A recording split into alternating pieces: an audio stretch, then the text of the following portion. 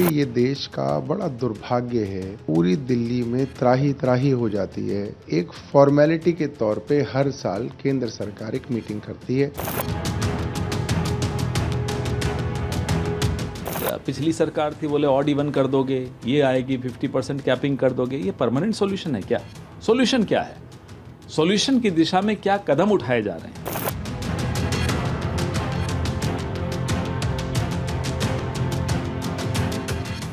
आज पूरे के पूरे शहर में जिस तरीके की अव्यवस्थाएं पिछली सरकार के कार्यकाल में थी, परंतु दिल्ली शहर में हर चीज को पहले से बेहतरी की ओर लेकर के जाया जा रहा है।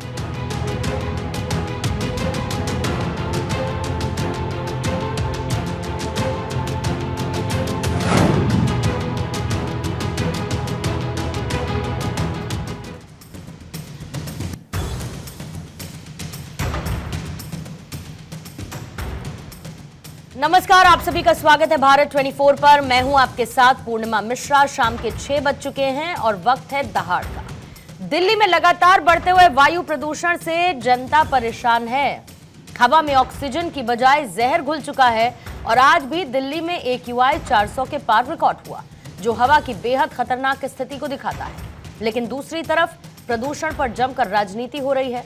आम आदमी पार्टी प्रदूषण पर दिल्ली सरकार को जिम्मेदार बताती है, तो दिल्ली सरकार इसे आम आदमी पार्टी की सरकार में हुई लापरवाही और नाकामी करार देती है। लेकिन जनता ये पूछ रही है कि हमारा क्या होगा, हमें राहत कैसे मिलेगी, या हर बार सर्दियों में प्रदूषण की मार इसी तरीके से झेलनी पड़ेगी। दिल्ली सरकार ये दावा कर रही है कि हमने बहुत काम किया, लेकिन प्रदूषण रोकने में अभी वक्त लगेगा। दिल्ली में लगातार बढ़ रहे प्रदूषण को लेकर केंद्र सरकार सख्त है और आज प्रदूषण को लेकर पीएमओ में एक मीटिंग हुई। दिल्ली की रेखा सरकार प्रदूषण फैलाने पर कड़ी कार्रवाई करने के दावे करती है, लेकिन फिलहाल जनता को कोई राहत मिलती हुई नजर नहीं आती। अब सवाल ये है कि क्या प्रदूषण रुकेगा या सिर्फ राजनीति होगी। आज इसी पर दहाड़ में तमाम मेहमानों के साथ चर्चा करेंगे, लेकिन उससे पहले जो सियासी प्रतिक्रियाएं हैं आपको वो भी सुनवाएंगे। आज जितने हॉटस्पॉट दिल्ली में है, उन सबकी जब मैंने लेआउट मांगा, आज पूरे के पूरे शहर में जिस तरीके की अव्यवस्थाएं पिछली सरकार के कार्यकाल में थी, और आज जो लोग चिल्ला चिल्ला के बात करना चाह रहे हैं, परंतु दिल्ली शहर में हर चीज को पहले से बेहतरी की ओर लेकर के जाया जा रहा है। सरकार नियमों के साथ में सजग है और अपनी ओर से पूरे प्रयास कर रही है। कि ये देश का बड़ा दुर्भाग्य है जब पूरी दिल्ली में त्राही त्राही हो जाती है। कोर्ट सरकारों से सवाल पूछने लगते हैं, लोगों को सड़क पे उतर के आना पड़ता है। तब एक फॉर्मेलिटी के तौर पे हर साल केंद्र सरकार एक मीटिंग करती है, सभी राज्यों को बुलाती है, बड़ी बड़ी बातें करती है और उसके बाद सरकार एक साल के लिए सो जाती है। भारत पर हमला करने वाले किसी भी आताताई के नाम पर बनाई जाने वाली किसी भी संरचना को देश कभी स्वीकार नहीं करेगा। पिछली सरकार थी, बोले ऑड इवन कर दोगे, ये आएगी 50% कैपिंग कर दोगे। ये परमानेंट सॉल्यूशन है क्या? सॉल्यूशन क्या है? सॉल्यूशन की दिशा में क्या कदम उठाए जा रहे हैं? हमारा देश आज दुनिया के सर्वाधिक प्रदूषित देशों में गिनती आ गई है, शुमार हो गया है। करोड़ों पेड़ आप अंडमान्स में कटवा रहे हो। सोचने का विषय है कि सरकारों के लिए पर्यावरण प्रदूषण कोई मुद्दा ही नहीं है, जबकि मेरी और आपकी उम्र खत्म होती जा रही है इस प्रदूषण की वजह से। तो दहाड़ की चर्चा शुरू करने से पहले आइए पहले आपके सामने सवाल रखती हूं, फिर उसके बाद मेहमानों के साथ चर्चा की शुरुआत करेंगे। आज पहला सवाल तो यही है कि प्रदूषण धुआंधार है और उस पर सियासत भी जोरदार।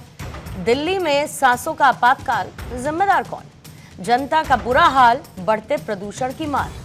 प्रदूषण की लड़ाई, सियासत क्यों गरमाई?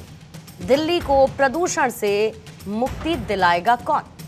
हमारे साथ कांग्रेस के प्रवक्ता हैं हरनाम सिंह, आम आदमी पार्टी के प्रवक्ता हैं निवान शर्मा, कल्याण रावत है, पद्मश्री अवार्डी हैं और पर्यावरणविद भी हैं। हमारे साथ थोड़ी देर बाद चर्चा में मौजूद रहेंगे। संजय राणा जी राजनीतिक विश्लेषक के तौर पर हमारे साथ मौजूद हैं। डॉक्टर सौम्य शिशिर अग्रवाल पल्मोनोलॉजिस्ट हैं, हमारे साथ मौजूद हैं। और डॉक्टर SN सुनील पांडे मौसम विशेषज्ञ अब से थोड़ी देर बाद चर्चा का हिस्सा होंगे। आप सभी मेहमानों का बहुत बहुत स्वागत करती हूँ। निवान, आपके साथ मैं शुरू करना चाहूंगी। मुझे ऐसा लगता है कि आम जनता के लिए तो क्या ही बदला, और उसमें मैं अपने आप को भी मान लेती हूँ, क्योंकि अभी भी जो इस प्रदूषण से समस्या होती है, आपकी सरकार थी तब भी ये समस्या गाहे बगाहे हो जाती थी।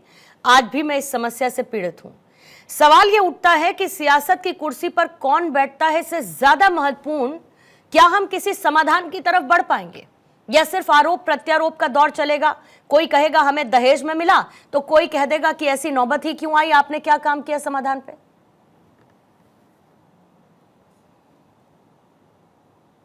अनम्यूट करेंगे निवान, अनम्यूट करेंगे प्लीज। नहीं, आप ऑडिबल नहीं है। करेक्ट करवाती हूं मैं निवान, मैं करेक्ट करवाती हूं। संजय राणा जी, पहले मैं आपके साथ शुरुआत करती हूं। अब बताइए किसके ऊपर ठीकरा फोड़ा जाए, क्योंकि समस्या इतनी जटिल है और उसका समाधान निकालने के लिए मशीनरी लगी है, लेकिन मशीनरी बेदम नजर आती है, क्यों? पूर्णिमा जी, गुड इवनिंग। मैं फॉलो पर देखिए, प्रदूषण आज ऐसा कोई जो विषय है, ऐसा नहीं है कि सिर्फ दिल्ली के लिए, ये वर्ल्ड व्यापी है। वर्ल्ड में चारों तरफ पोल्यूशन से लोग कहीं ना कहीं परेशान है। कोई भी शहर उत्तर प्रदेश देश का उठा के देख ली, कहीं ना कहीं पोल्यूशन से हम सब परेशान है। लेकिन क्या होता है, जब पोल्यूशन की हम बात करते हैं तो सिर्फ मुझे नवंबर, दिसंबर, जनवरी, फरवरी नहीं देखना चाहिए। हमको इसके लिए प्लानिंग करनी चाहिए थी। जो प्लान 2000 में, यानी जब ईस्वी 2001, 2002, 2003 जब था, तब से प्लानिंग करनी पड़ती है कि लॉन्ग टर्म प्लानिंग होनी चाहिए। लेकिन पिछले 10 साल या 15-20 साल में कोई भी प्लानिंग नहीं है। जो चीज़ इंफ्रास्ट्रक्चर डेवलपमेंट होना चाहिए इन टर्म्स ऑफ ट्रांसपोर्टेशन की हम बात करें, उस पर कोई भी काम नहीं हुआ। देखिए, आज अगर जो सरकार बीजेपी की यहाँ पे दिल्ली में बैठी हुई है, उसको जो इंफ्रास्ट्रक्चर मिला उस पर ही वो काम कर रही है। कहीं ना कहीं कुछ ना रोकथाम के लिए और कुछ ना कुछ अलग चीज करने की कोशिश कर, इससे पोल्यूशन पे कंट्रोल किया जा सकता है। लेकिन एक दिन में नहीं हो जाएगा, 2-4 महीने में नहीं हो जाएगा, 2-4 मतलब 1 साल में भी कंप्लीट चीजें नहीं हो सकती। उसके लिए कहीं ना कहीं हमको प्लान बनाना पड़ेगा। देखिए, जो इंफ्रास्ट्रक्चर की मैं बार बार बात कर रहा हूँ, देखिए बसेस, ट्रांसपोर्टेशन बहुत महत्वपूर्ण। अगर पूरा स्टेटिक्स उठा के देखेंगे तो सबसे ज्यादा पोल्यूशन किससे होता है? ट्रांसपोर्टेशन से होता है 39%। दूसरा जो इंडस्ट्रियल पोल्यूशन होता है उसमें 19%, 18% डस्ट और दूसरी चीजें हैं। तो डस्ट और दूसरी चीजों को रोका जा सकता है ऑब्वियसली, लेकिन जो 39% है उसमें बहुत बड़ा नंबर है। उस नंबर को रिड्यूस, यानी जो प्राइवेट व्हीकल है उसमें उसका कंट्रीब्यूशन सबसे ज्यादा है। अब उसको कैसे रोका जाएगा? भाई ये बताइए, अगर हमारे पास बसेस हो जाए, जो दिल्ली ट्रांसपोर्ट कॉर्पोरेशन की बसेस थी, पहले 3000 थी, कांग्रेस के जमाने में घट करके 1000 भी नहीं बची है। अगर वो आज के दिन में 10,000 होती तो कहीं ना कहीं लोग पब्लिक ट्रांसपोर्ट यूज करते। और ये बताइए, दुनिया में हर जगह जो मेट्रो है, मेट्रो के भी 2 श्रेणी में होता है कि मिनी मेट्रो होती है, मेट्रो चलती है। उसका निर्माण क्यों नहीं है? उस पर प्लानिंग होनी चाहिए थी। देखिए, आप जब तक इंफ्रास्ट्रक्चर, रोड इंफ्रास्ट्रक्चर या ट्रांसपोर्टेशन को ठीक नहीं करेंगे, पोल्यूशन की समस्या ठीक नहीं होगी। तो आप एक पॉइंट करेगा गवर्नमेंट ऑब्वियसली सरकार ही करेगी। तो अभी क्या किया गवर्नमेंट? देखिए, मैं आ रहा हूं, इसी पे आ रहा हूं। सरकार ही करेगी। पिछले 10 साल से सरकार किसकी थी? आम आदमी पार्टी की। बता दीजिए उन्होंने कितनी बसेस खरीदी, कितने उस पे काम किए? ये बताइए। पोल्यूशन पे काम करने ऑड इवन चालू कर दिया। Odd even is not a solution. अगर हम सिर्फ 39% का भी फर्दर उस पे जाते हैं, डिटेलिंग में जाते हैं, तो जो 2 पहिया वाहन है उसका कंट्रीब्यूशन 40%। ये बताइए, 2 पहिया वाहन में कौन चलता है? आम जनता देश की चलती है, यानी गरीब आदमी चलता है। उसको आप कैसे हटा सकते हैं? उसको बोलते हैं ई व्हीकल। नहीं ले सकता, बेचारे की समस्याएं होती है, तो उसको दूर कैसे किया जा सकता? उसको दूर करने का एक ही तरीका होता है, ट्रांसपोर्टेशन सिस्टम को स्ट्रॉन्ग कर देना। जो ट्रांसपोर्टेशन सिस्टम या रोड इंफ्रास्ट्रक्चर हमारी 2000 में बननी चाहिए थी, प्लानिंग बननी चाहिए थी, उसका एग्जीक्यूशन अब तक 10 साल पहले हो जाना चाहिए था। वो चीजें हमारे सिस्टम में नहीं, मतलब आने वाले 10 साल हमको फिर से गैस चैम्बर में बताइए, 10 साल में कोई काम नहीं हुआ। हवा में ही रहना पड़ेगा, क्योंकि अभी तो समय लगेगा। 2012 के बाद से क्या काम हुआ? कोई काम हुआ? कोई काम नहीं हुआ। अगर 2012 के बाद से कोई काम नहीं हुआ है, उसको 2 दिन में तो खत्म नहीं कर देगी सरकार, 10 दिन में कर नहीं देगी, 10 महीने में नहीं कर देगी। समस्या है। देखिए मैं अभी इनके तर्क सुन रहा था, और मतलब विद्वान व्यक्ति हैं, लेकिन अगर कोई भी समझदार व्यक्ति इनके तर्क सुन रहा होगा तो वो खुद एनालाइज कर सकता है कि इन्होंने क्या कहा। हम मान लेते हैं दिल्ली में 2012 से 2000 जब से ये कह रहे हैं कि हमारी सरकार थी, सड़कें बननी चाहिए थी, हम मान लेते हैं, ठीक है, कोई बात नहीं। नोएडा में किसकी सरकार है? गुड़गांव में किसकी सरकार है? यूपी में किसकी सरकार है? हरियाणा में किसकी सरकार है? बोलिए आप, वहां के लिए भी ऐसा प्रदूषण वहां पे दिल्ली से ज्यादा है। देश में टॉप 10 सिटीज में दिल्ली एनसीआर की सारी सिटीज हैं। क्या आप ये तर्क भी दे देंगे कि दिल्ली का ही प्रदूषण नोएडा जा रहा है, दिल्ली का ही गुड़गांव जा रहा है, दिल्ली का ही सोनीपत जा रहा है? इलॉजिकल तर्क है। हमारी एक ऐसी गवर्नमेंट थी कि हम इस तर्क पे कभी भी बात नहीं करते थे केंद्र सरकार से। मैं खुद बहुत इंपॉर्टेंट कमिटीज का मेंबर रहा हूं पोल्यूशन कंट्रोल के अंदर, हमने खुद डिस्कशंस करी हैं सेंटर के साथ। जो एक स्टेट गवर्नमेंट दिल्ली के अंदर कर सकती थी हमने वो सब किया, लेकिन हमने हमेशा केंद्र सरकार को ये कहा कि ये स्टेट का इशू नहीं है। पूरे देश में प्रदूषण है, लखनऊ में प्रदूषण है, मुंबई में प्रदूषण है। मुंबई का आप डेटा निकाल के देख लीजिए 400 पार जा रहा है, लखनऊ का डेटा निकाल के देख लीजिए 400 पार जा रहा है, ग्रेटर नोएडा में 600 पार है, आप सोनीपत में देख लीजिए 400 पार है, चंडीगढ़ के अंदर प्रदूषण हो गया। ये एक नेशनल इमरजेंसी है, हम हमेशा से केंद्र सरकार के सामने रखते आए हैं और केंद्र सरकार को स्टेट्स के साथ मिलके इसी तरह से इसको डील करना चाहिए, ये हमने हमेशा कहा। लेकिन इन्होंने हमेशा आम आदमी पार्टी के ऊपर ठीकरा फोड़ा। लेकिन अब तो आप ही की सरकार है स्टेट में, अब तो आप ही की सरकार है केंद्र में, प्रधानमंत्री जी भी आपके हैं, मुख्यमंत्री जी भी आपके हैं, एमपी भी आपके हैं, एमएलए भी आपके हैं, काउंसलर भी आपके हैं, मेयर भी आपके हैं। तो अब तो आप कुछ कीजिए इसके लिए। आप क्या चूज करते हैं? आप AQI मीटर के आगे स्प्रिंकलिंग करना चूज करते हैं ताकि डेटा के साथ फर्जीवाड़ा किया जाए, ये आपकी इंटेंशन है। आप क्या चूज करते हैं कि आप यमुना साफ करने की बजाय एक फेक गार्ड बनाते हैं ताकि जो है इमेज ऐसी जाए कि यमुना साफ हो गई, लेकिन यमुना क्लीनिंग से आपका कोई मतलब नहीं है। हम ओरिजिनल डेटा रखते थे, चाहे उसमें हमारी सरकार की निंदा हो, चाहे हमें पॉलिटिकली उसका लॉस हो, लेकिन हम कभी भी डेटा के साथ फर्जीवाड़ा नहीं करते थे। पूर्णिमा जी, मैं 10 सेकंड में खत्म कर रहा हूं इंपॉर्टेंट बात कह के। आज दिल्ली के अंदर ग्रेफ 4 इमीडिएटली लागू हो जाना चाहिए, ग्रेफ 5 की तरफ आगे बढ़ना चाहिए। आज अगर रियल डेटा हमारे सामने आए तो ज्यादातर इलाकों में 600-700 पार होगा AQI, लेकिन ये लोग नहीं कर रहे हैं। लगातार सरकारी कंस्ट्रक्शन चल रही है। आरोप तो संजय राणा जी यही था ना कि भाई इनका कोई कोऑर्डिनेशन ही नहीं है सेंट्रल के साथ, ये बना के ही नहीं चलना चाहते, इसीलिए काम भी नहीं हो पाता। आपको याद होगा पिछले 10 सालों में इन्होंने जब भी हम लोगों ने डिस्कशन किया है कि पोल्यूशन की बात हुई है तो बोलते थे पराली जल रही पंजाब में, पराली जल रही हरियाणा में, पराली जल रही है उत्तर प्रदेश में, यानी नोएडा में, उत्तर प्रदेश में। अब ये बताइए पराली जो सबसे ज्यादा जलती थी, एकड़ 21 के डेटा उठा दे, उसका डेटा और आज के डेटा में जमीन आसमान का अंतर है। देखिए पराली का जो डेटा आता है उसके 2 तरीके से आता है। 2 सैटेलाइट दिल्ली के ऊपर से गुजरते हैं 4 बजे के पहले, दिन के 4 बजे, शाम के 4 बजे के पहले। तो उसके अगर बाद जो पराली जलाई जाएगी उसका डेटा कभी भी आपको उपलब्ध नहीं होगा, उसके डेटा अलग से उपलब्ध सरकारी डेटा है जो इंडिया का है वो उपलब्ध कराएगा। अब इन्होंने क्या कर दिया, हम बैठ के चर्चा करते थे, ये बताइए क्या चर्चा की आपने, क्या प्लान बनाया? आप प्रदूषण के लिए एक मशीन लगाए थे इंडिया गेट के, सॉरी CP के पास, उसका मतलब वो चला ही नहीं, कभी 1 साल के बाद चला ही नहीं। आप जाके ITO देख लीजिए, आपका कोई काम हुआ नहीं। अगर आपने ट्रांसपोर्टेशन को सुदृढ़ कर लिया होता तो दिल्ली की समस्या दूर हो जाती। अब आते हैं ग्रेटर नोएडा पे, इन्होंने बोल दिया 600। मुझे क्विक एक बात मुझे बताइए कि ऑड इवन अगर फिर से सरकार अभी भी लागू कर देगी तो क्या समस्या है? मैं आपको बार बार बोल रहा हूं, ऑड इवन से आपको स्टैटिस्टिक्स को समझना जरूरी है। 39% परमानेंट सॉल्यूशन नहीं है, लेकिन ऑड इवन नहीं है, मैं बार बार बोल रहा हूं, तो चाहिए ना। देखिए आपको परमानेंट के लिए काम करे, समय ले, जो करना है करे, लेकिन टेम्परेरी सॉल्यूशन की तरफ तो बढ़ना पड़ेगा। सारे टेम्परेरी सॉल्यूशन है, 10 साल से टेम्परेरी सॉल्यूशन पे काम हो रहा था, इसलिए असली सॉल्यूशन तो मिला नहीं। और क्या करें, जहरीली हवा अपने फेफड़ों के अंदर लेते रहे? नहीं, अब 10 साल से ले रहे थे, आप चाहते हैं कि 10 महीने में सरकार सब चीजों को ठीक कर दे। 20 साल की जो नाकामियां तो उसको 10 महीने में ठीक कर दे, नहीं कर सकती है। ये बताइए 2009 के बाद किसी प्रोक्योरमेंट हुआ बस का? नहीं प्रोक्योरमेंट हुआ। हरनाम जी इसमें कुछ जोड़ना चाह रहे हैं? पहले हरनाम जी, फिर कल्याण रावत जी भी हमारे साथ जुड़ चुके हैं। कल्याण रावत जी पद्मश्री अवॉर्डी हैं और एक एनवायरमेंटलिस्ट के तौर पर हमारे साथ है, वो इस पर और प्रकाश भी डाल पाएंगे। और डॉक्टर SN सुनील पांडे जी मौसम विशेषज्ञ हैं, वो भी हमारे साथ जुड़ चुके हैं, मैं उनके पास भी जाऊंगी। लेकिन पहले हरनाम जी, लेगेसी ऐसी तो भाई किसी को भी नहीं चाहिए। आपसे मिली इनको ये कहते हैं, अब इनसे मिली इन वालों को ये कहते हैं। ये तो मतलब दम घोटू वाली है, ये तो किसी को भी नहीं चाहिए। देखिए हमारे समय में आप 1998 से लेकर 2013 का गूगल करिए, हमारे समय में AQI कभी 28, 30, 50, 100 से नीचे हमेशा AQI रहा है। अभी जब ये बात कर रहे हैं आम आदमी पार्टी के बारे में, तो उन्होंने तो खुद नकारा अपना साबित किया कि हम पोल्यूशन नहीं रोक पाए। वो केवल ऑड इवन और red light on red light of और यमुना के बारे में उन्होंने माफी मांगी। लेकिन ये भारतीय जनता पार्टी के एक तरीके से सो कॉल्ड प्रवक्ता राणा साहब जो बैठे हैं, जो राजनीतिक विश्लेषक के चोले में है, मैं इनसे एक सवाल पूछना चाहता हूं। भाई साहब, मुझे लगता है कि नरेंद्र मोदी प्रधानमंत्री है इस देश के, वो 11-12 साल से है ही ना, और दिल्ली भी नरेंद्र मोदी जी के अंडर में ही आती है। हमारे समय में जवाहरलाल नेहरू अर्बन मिशन में सेंट्रल गवर्नमेंट ने सभी मेट्रो सिटीज में बसेस दी थी। दिल्ली में 8,880 बसें थी। मेट्रो का जॉइंट वेंचर था जिसमें सेंटर और स्टेट में 450 किलोमीटर मेट्रो चलाई थी।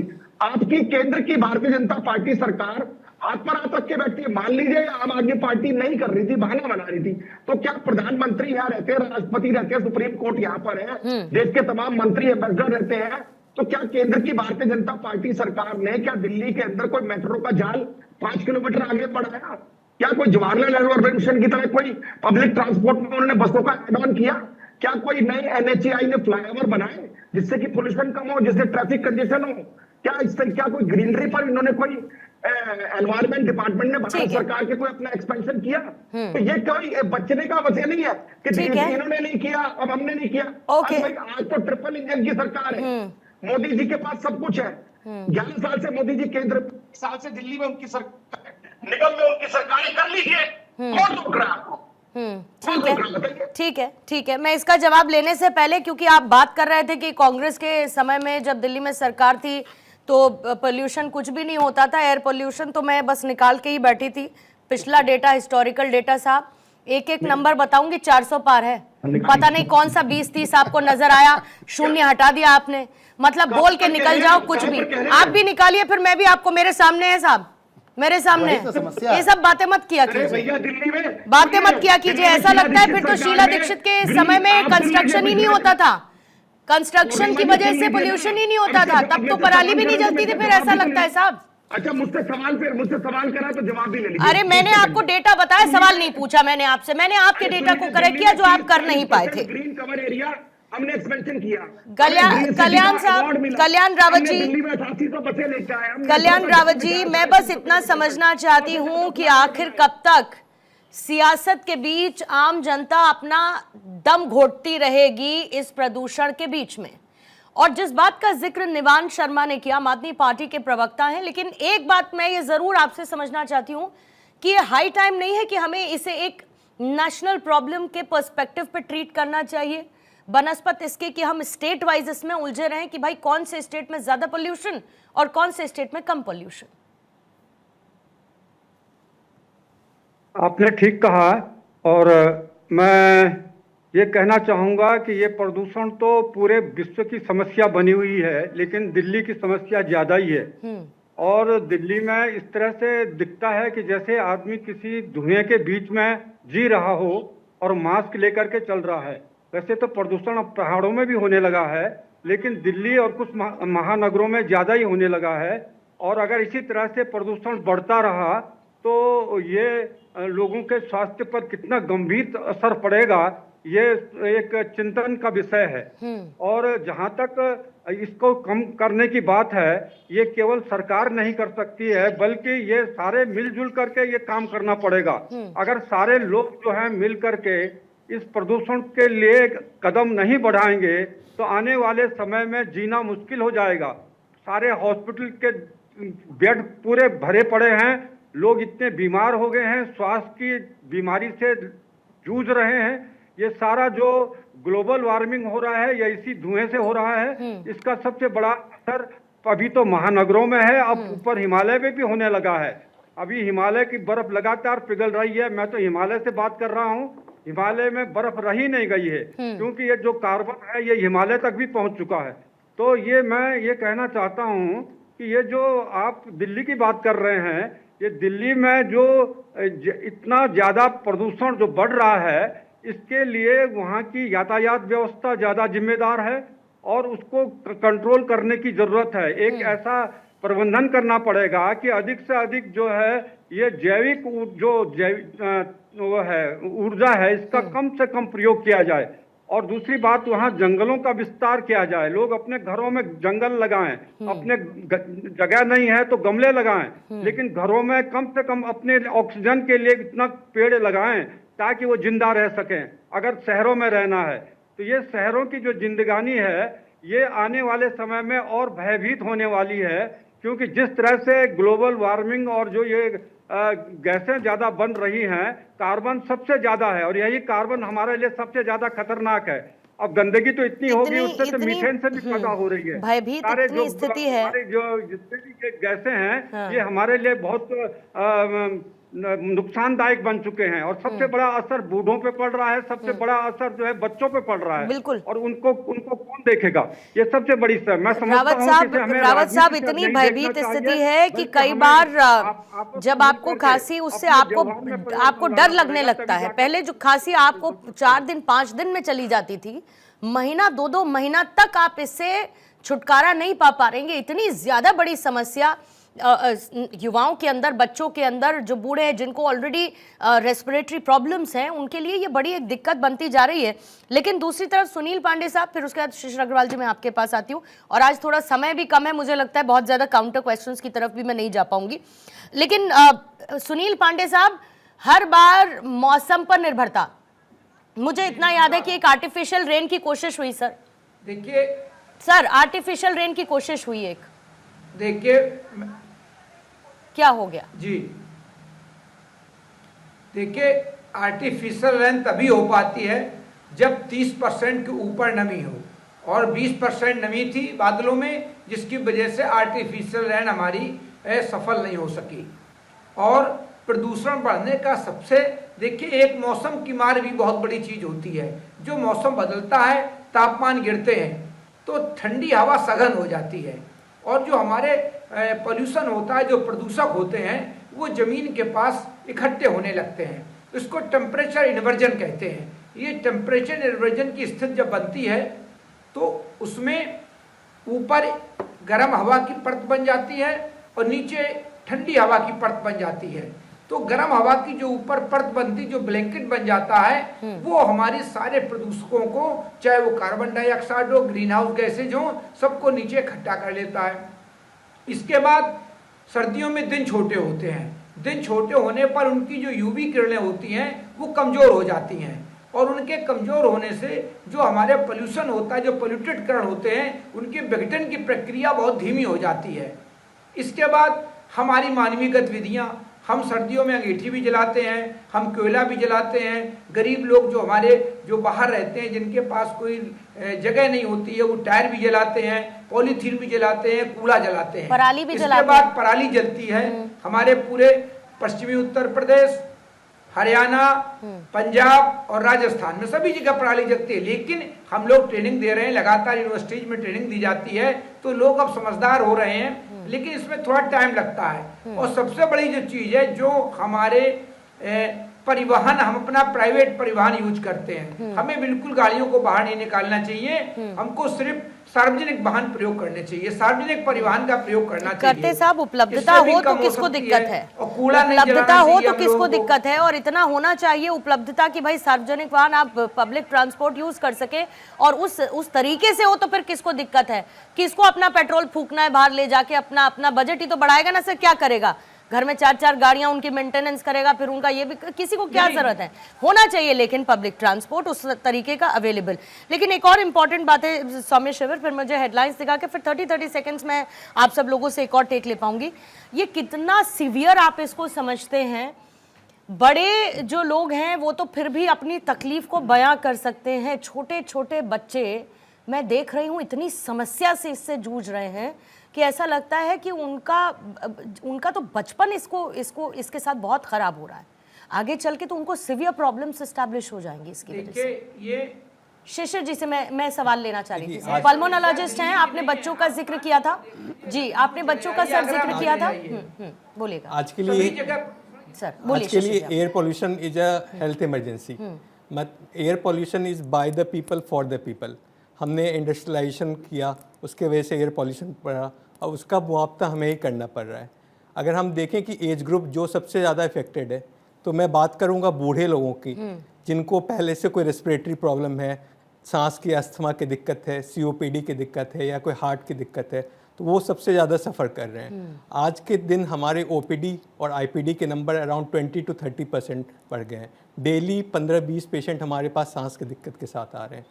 आपको जान के सबसे ताज्जुब लगेगा कि जो बच्चे अभी प्रेग्नेंट फीमेल होती हैं, उनके अंदर जो बच्चे होते हैं वो भी अफेक्टेड हो रहे हैं। अगर वो उनके ग्रोथ पे सबसे ज़्यादा असर पड़ता है। वो जो बच्चे जो बाहर पैदा होके आएंगे तो उनके मेंटल रिटार्डेशन के केसेस बहुत ज़्यादा बढ़ रहे हैं, उनकी वायु कम होगी, उनके वेट कम हो सकता है। तो एक तरीके से पॉल्यूशन है, हर एज ग्रुप को इफेक्ट कर रहा है। सांस की दिक्कत तो अलग अलग है, बट ये जो छोटे छोटे सांस पार्टिकल्स होते हैं वो हमारे ब्लड में भी एंटर करते हैं। तो ऐसा नहीं है कि बस ये रेस्पिरेटरी सिस्टम को इफेक्ट करेंगे, कार्डियक प्रॉब्लम कराएंगे, मेंटल प्रॉब्लम करा सकते हैं। आप देखोगे कि लोग चिड़चिड़े हैं आजकल, हेडेक की प्रॉब्लम हो रही है, हमेशा गला सूखा हुआ लग रहा है, थ्रोट इरिटेशन हो रहा है, अगर खांसी है वो जा नहीं रही है। तो मेरी राय में ये एक मेडिकल इमरजेंसी को तुरंत से तुरंत हैंडल करना पड़ेगा और बड़े स्तर पे करना पड़ेगा। मुझे एक हाल में एक स्टडी हुई है जिसमें कि पाया गया है कि इंडियन लाइफ एक्सपेक्टेंसी है जो अराउंड 1.5 इयर्स घट चुकी है। मतलब आज जो पैदा ले रहा है, मानो वो 60 साल जीने वाला था तो वो 58 साल जिएगा। तो ये इससे हम अनुमान लगा सकते हैं कि आगे के साल में और भी क्या प्रॉब्लम है। थोड़ा सा टाइम कम है, इसीलिए 30 सेकंड्स रखूंगी। प्लीज अपने अपने टाइम लिमिट में अपना अपना काउंटर मुझे देते चलिएगा। लेकिन संजय नाना जी, आप ही के साथ शुरुआत कर रही हूं। तुम कितने हिडमा मारोगे प्रदूषण के प्रोटेस्ट के नाम पर? लाल सलाम को सलाम। देखिए आजकल जो कहां से आते हैं लोग? देखिए पूर्णिमा जी, आपने बड़ा अच्छा प्रश्न पूछ लिया, क्योंकि पोल्यूशन पे हम बात कर रहे हैं। देखिए अगर आप प्रोटेस्ट कर रहे हैं पोल्यूशन के लिए और देश की जनता के लिए, कोई नहीं, हम आपके साथ खड़े हैं। लेकिन वहां पे आप जा करके एडिम्बा की बात करने लगे और ऐसे व्यक्ति की बात कर रहे हैं जो 2010 के दंतेवाड़ा केस के लिए मुख्य मास्टर माइंड हुआ करता था और इतना बड़ा नस्लिस्ट था, उसकी आप जिंदाबाद के नारे लगा रहे हैं। और वहां पे जाकर के प्रश्न पूछा जा रहा है तो 2023 का आंकड़ा दे रहे हो, 2022 का आंकड़ा दे रहे हो। अरे अब दुर्भाग्य इस देश का कि आंदोलन के नाम पे एंटी नेशनल एक्टिविटी खुलेआम सड़क पे हो रही है। ये बताइए, आंदोलन करना कोई बुराई नहीं है, बिल्कुल प्रश्न चिन्ह उठाइए, सरकार के ऊपर उठाना चाहिए। लेकिन इस तरह के आंदोलन, ऐसे लोगों को आंदोलन के नाम पे जो सिर्फ अपना दुकान चला रहे हैं, आंदोलनकारी जो भी सच कथाकथित आंदोलनकारी है, उनके ऊपर सख्त से सख्त कार्रवाई चाहिए। देखिए पूर्णिमा जी, प्रदूषण को खत्म करने के लिए सबसे इंपॉर्टेंट ये है कि इसमें से राजनीति को हटाना पड़ेगा। जब तक पार्टीबाजी होती रहेगी, जब तक तेरी सरकार मेरी सरकार होता रहेगा, तब तक प्रदूषण खत्म नहीं होगा पूरे देश से। हमें चाइना से इसमें सीखने की जरूरत है। चाइना में भारत से भी ज्यादा बुरा हाल था और सिमिलर वेदर कंडीशंस थे, लेकिन उन्होंने 4 साल के अंदर जो है प्रदूषण को खत्म करके दिखाया। यहाँ पर हमारी केंद्र सरकार एक रूल निकाल दे और पूरे देश के अंदर एक कानून लागू कर दे। किस सरकार की हिम्मत है जो वो ना माने? आपको एक इनिशिएटिव लेना पड़ेगा, एक नेशनल इमरजेंसी इसको लेना पड़ेगा अगर आप प्रदूषण खत्म करना चाहते हैं। अगर आप राजनीति करते हैं तो 30 सेकंड सर, आरोप प्रत्यारोप से इतर जरा कुछ कंस्ट्रक्टिव सोल्यूशन क्या हो सकता है? कंस्ट्रक्टिव सोल्यूशन ये है कि देश के प्रधानमंत्री को immediate medical emergency, health emergency पर एक मीटिंग बुलानी चाहिए। बगल के राज्यों में, चाहे उत्तर प्रदेश हो, हरियाणा हो, राजस्थान हो, दिल्ली हो, पंजाब हो, सभी राज्यों के मुख्यमंत्री और तमाम अफसरान के साथ बैठकर एक मीटिंग तय करनी चाहिए। जितनी इंडस्ट्रीज है उसको कम से कम विंटर्स में बंद कर देना चाहिए और जितनी प्रदूषण हो रहा है उससे राहत दिलाने के लिए पब्लिक ट्रांसपोर्ट पर को ज्यादा सुदृढ़ करना चाहिए, ताकि लोग पब्लिक ट्रांसपोर्ट पर आए और अपने प्राइवेट व्हीकल छोड़े। डस्ट पार्टिकल जितना उड़ रहा है उसको पानी डालकर या ग्रीन डी करके डस्ट पार्टिकल को दूर करना चाहिए और जो भी कदम उठाने वो इमीडिएट कदम उठाने चाहिए। कल्याण रावत जी, मेडिकल इमरजेंसी घोषित करनी चाहिए। सर 30 सेकंड्स आपको दे पाऊंगी सर।